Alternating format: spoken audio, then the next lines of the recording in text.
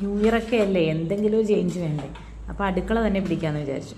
അപ്പോൾ അടുക്കളയിൽ നമുക്കൊരു ജനാലയുണ്ട്, അവിടെ ഒരു സ്പേസൊക്കെ ഉണ്ട്. അത് അങ്ങനെ ഉപയോഗിക്കാറൊന്നുമില്ല. അപ്പോൾ ഞാൻ വിചാരിച്ചു അവിടെ നിന്ന് തന്നെ തുടങ്ങാം.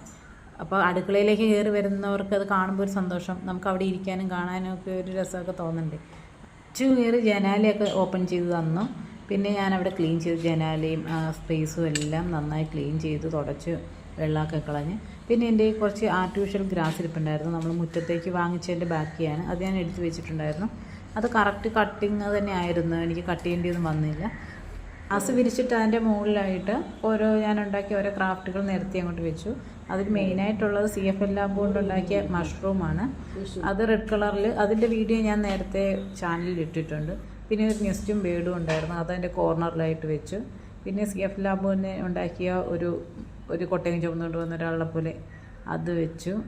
പിന്നെ ലേഡി പഗ് ഉണ്ടായിരുന്നു, അത് വെച്ചു. അങ്ങനെ പുഡിൻ്റെ മുകളിൽ കുറേ വേറെ വെറൈറ്റി കളറുള്ള കുറച്ച് മഷ്റൂമും ഒക്കെ ഒരു നിരത്തി വെച്ച് കൊടുത്തു.